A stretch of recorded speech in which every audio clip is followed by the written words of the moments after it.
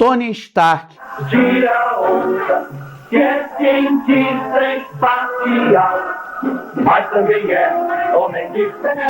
Sempre que eu encontro meu amigo Raul Labanca, um grande dublador, ator sensacional de teatro, eu relembro essas musiquinhas das animações desanimadas. Tenho certeza que meu time de montadores incríveis aqui vão se lembrar dessas peripécias. Homem-força é bom ter força, mas a inteligência vale mais. Mas a gente não vai começar aqui com a Marvel, tampouco com os super-heróis. A gente vai falar de um heroísmo realista e de um heroísmo que trafega, sobretudo, pela afirmação das potências femininas aí, num programa que é super dedicado à diretora Rosanne Schwartzman. Mais do que uma grande cineasta que está entrando em circuito neste fim de semana com Câncer em Ascendente em Virgem. O nome da Rosanne está imortalizado na teledramaturgia brasileira porque ela se tornou a Imperatriz Lilandra, que é uma personagem dos X-Men, a Imperatriz Lilandra das novelas das 7. Porque na TV Globo, desde 2015, a gente está falando de um périplo aí de uma década, toda novela que ela faz nesse horário é um sucesso. Eu destaco principalmente Bom Sucesso. Deixa a luz do sol entrar pela janela. Bom dia! E Vai na Fé foram campeãs de audiência. Ah, que bom, dona Vilma. O amor é um enorme mal. É outra tragédia também? Medeia. Ah, Medeia. É Medeia. Então, já que o programa de hoje é dedicado a Rosanne Schwartzman e a sua estética muito singular de pensar os modos de amar numa cidade como o Rio de Janeiro, vou chamar os nossos competidores de hoje, a estreia desta semana, Câncer com Ascendente em Virgem, e um filme que fez parte essencial da minha adolescência, o sensacional Como Ser Solteiro. Roda a vinheta pra nós!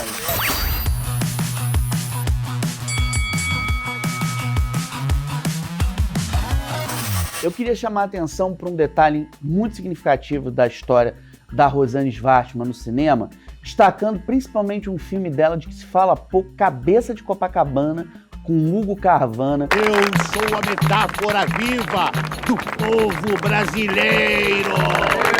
Quando eu comecei lá no século XII a ser jornalista, esse filme passava com muita frequência na Cinemateca do MAN, numa época em que os curtas estavam tentando, de uma certa forma, resgatar um espaço em tela grande, ou no mínimo, nos grandes espaços de exibição de uma metrópole como o Rio de Janeiro, que é o caso do Museu de Arte Moderna, era o caso do CCBB. Acho que hoje a gente tem uma vitrine maior para esse formato tão essencial para a formação e mesmo para reinvenção de artistas do audiovisual. A gente tem que destacar o fato de, por exemplo, diretores como Wes Anderson, né, esse ano está voltando com um longa novo, é imortalizado aí na nossa imaginação por 3 é Demais, Asteroid City, enfim, Crônica Francesa, O Grande Hotel Budapeste. Vira e mexe ele faz curtas, os curtas dele estão na Netflix. E o caso da Rosanne foi esse. Quando ela foi fazer o Cabeça de Copacabana, ela já tinha longa no currículo. Mas eu acho que é importante para a gente entender o olhar dessa diretora que presidiu o júri da mostra Novos Rumos do Festival do Rio de 2015, coroando o excepcional Beira-Mar lá do Rio Grande do Sul. Ela traz uma bagagem muito singular de observação sobre a juventude. Vira e mexe, esse é um tema que ganha eco no seu cinema, acomodações das feridas adolescentes e, sobretudo, a reinvenção dos jovens adultos ou de adultos jovens, e acabou levando a fazer Malhação numa parceria muito bem-vinda com Paulo Raume, outro roteirista de peso, também um diretor. Fez recentemente um longa muito bonito de pai para filho, com Juan Paiva, com Marco Rico, um filme que merece ser revisitado com mais atenção. Eu acho que quando a gente pensa talentos como a Rosane e o Paulo Raumer, a gente está pensando numa geração de realizadores formados na década de 80 que construíram uma identidade pensando as inquietações do Brasil da década de 90, sobretudo no período da chamada retomada, quando a produção nacional saiu de um hiato absoluto provocado pelo fim da Embrafilme e começou a produzir seus longas e curtas a granel. Queria destacar, se você ainda não conhece o cinema da Rosane, dá uma fuçada principalmente no Globoplay, que tem coisa muito interessante dela, e veja, desenrola e veja o sensacional Pluft, um fantasminha de 2022. Um por todos e todos por um! Olá! Câncer com ascendente em Virgem está estreando neste fim de semana, almejando uma bilheteria à altura não só da sua qualidade, mas de uma trajetória invejável que o cinema brasileiro está fazendo neste primeiro trimestre de 2025. Afinal de contas, a gente ganhou um Oscar com Ainda Estou Aqui, que está chegando nos 6 milhões de ingressos vendidos, passou dos 4 milhões com O Alto da Compadecida 2, brilhou com Chico Bento, enfim, tem uma série de outros filmes muito bacanas, de diferentes ordens, Casa Branca, Bituca, sobre o Milton Nascimento, enfim, muitos filmes legais construindo um terreno para esse novo longa-metragem da Rosane Schwartzman chegar coroando uma roteirista, uma atriz que tem uma excelência em cena assim, exemplar, mas que é sobretudo uma pensadora de dramaturgia, que é a Suzana Pires. Eu tive a oportunidade de ver Câncer com ascendente em Virgem numa sessão consagradora no Odeon, uma sessão inesquecível de encontros mágicos ao fim da projeção. É um longa-metragem em que a Rosane trabalha com uma experiência muito sensível de consolidação de uma amizade histórica. O filme é sobre e, de uma certa maneira, é com as memórias da produtora Clélia Bessa. A Clélia passou por uma luta, que inclusive foi imortalizada num livro que acaba de ser lançado, uma luta contra um câncer. Esse processo dela contra um tumor inspirou o longa-metragem que está entrando em cartaz agora, em que a Suzana Pires interpreta uma professora de matemática e influencer de álgebra. E ela, no meio de uma consagração online, descobre que está com um tumor e vai repaginar a própria vida com a ajuda de uma mãe daquelas que todo mundo sonha em ter, interpretada pela Marieta Severo. Para mim, é uma das divas absolutas do audiovisual latino-americano. É um trabalho redondíssimo de escrita de roteiro trazido pela Rosane e que eu acho que, de uma forma definitiva, coloca a Suzana Pires no lugar do pódio das grandes estrelas do país, numa espécie de Rocky Balboa da luta pela sanidade afetiva e física quando a gente encontra um adversário tão cruel e injusto como um câncer. Olá, pessoal do 7x7, Rosane Schwartzman aqui. Muito me interessa falar, né, dessa mulher multitarefa, com a carga mental a 1000, né, como a Clara. E a Clara, pra gente ter uma ideia, assim, a primeira reação dela quando ela recebe o diagnóstico de câncer de mama é dizer: eu não quero incomodar ninguém, deixa que eu dou conta, né, e continuar sem perceber, né, essa inércia que adoece a gente. No caso dela, ela tem uma questão muito concreta, né, que é o diagnóstico. Ela vai precisar das pessoas, é justamente a rede de apoio de outras mulheres, inclusive no filme, que fazem a diferença. Uma coisa que me dá ranço, quando a pessoa fala, o pior já passou. Imagina a cena. Você é um menino de óculos no subúrbio do Rio de Janeiro da década de 90, acostumado a se bronzear na marola das tardes da Praça das Nações, tentando pintar paredes, ajudar o seu querido pai vendendo objetos bastante essenciais à saúde humana, como quiabos. Essa era a vida deste que vos fala na década de 90, cevada a sessões da tarde e a trabalhos de universidade da UFRJ, ensino público merece toda a atenção. Neste momento, eu sou contemplado em plenas férias universitárias de um janeiro de sol fervendo e trincado, com uma espécie de reinvenção daquela onda boa que havia no cinema pop dos anos 60 e 70, dos filmes de galera, sobretudo dos filmes de praia, Annette Funicello, Frank Avalon, mas a moda brasileira, que era algo que Rosane Schwartzman trazia pra gente nas ondas de Como Ser Solteiro.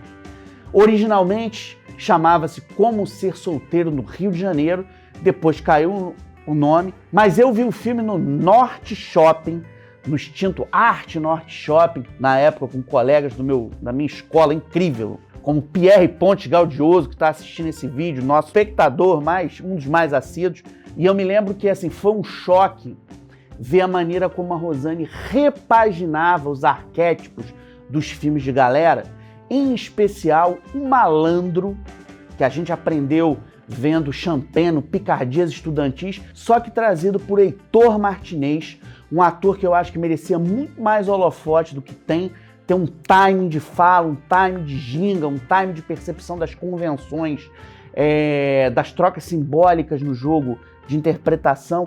Ele vivia um bom de papo, bom de lábia, que ensinava um sujeito, acho que mais enrolado do que o menino de óculos que eu era, interpretado pelo superdiretor teatral Ernesto Piccolo, as manhas do Cupido, as manhas da mão dada.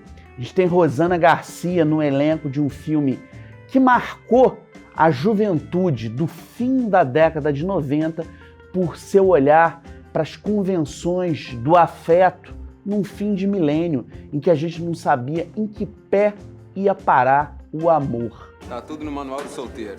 Pensando em divulgar minhas ideias. Ah, legal. Ele é um filme que ajudou a gente a entender o quanto as influências hollywoodianas e mesmo francesas das histórias sobre querer poderiam ser retrabalhadas sobre um prisma de brasilidade que a Rosane Schwartzman sabe entregar muito bem, sempre num timbre de texto muito preciso, sem necessidade de piadas muleta, como uma espécie de crônica geracional.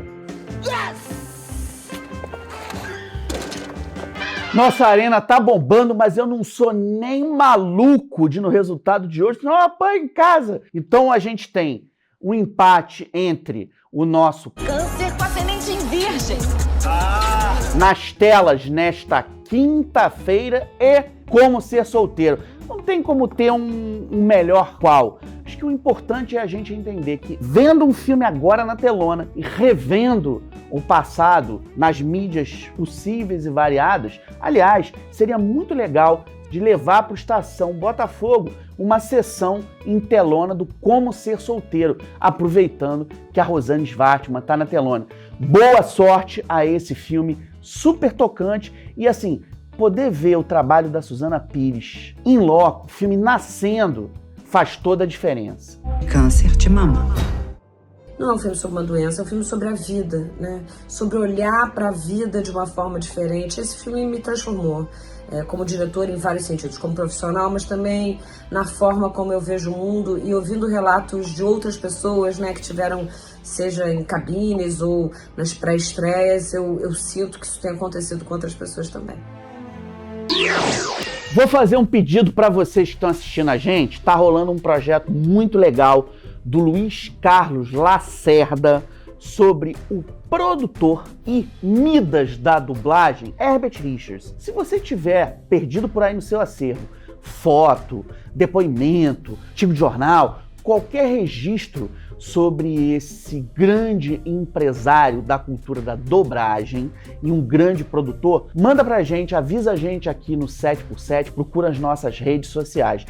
Tá rolando no Estação o Cinema Underground de Roberta e Michael Findlay, que é uma mostra que dá conta de uma produção erótica feita nos Estados Unidos entre as décadas de 70 e 80 por uma grife autoral que desafiou as convenções do moralismo americano.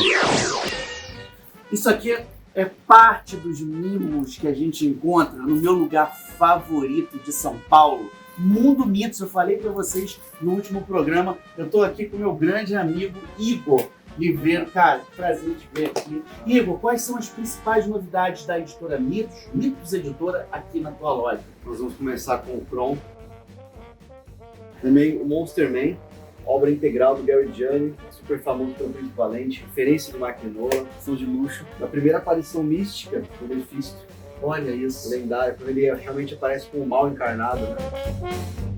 Aqui na Rua Augusta, 1371, a gente também manda pro The Flash, aqui é só facilidade. Isso aqui é o paraíso de quem é nerd. Termino este nosso Arena no Set chamando a atenção para vocês da necessidade, do prazer, do júbilo, que é desfilar no empírio cinéfilo, que é o nosso 7x7, que vocês vão encontrar de tudo no momento crítico, no Dicas de Dorama, tem de tudo, tem uma reflexão sobre a produção audiovisual sul-coreana hoje, uma análise de realizadores e realizadores autorais, cobertura de grandes festivais como a Berlinale, San Sebastián. E lembrando, corre atrás do cinema brasileiro no cinema. Beijão, galera, até o próximo Arena no Set.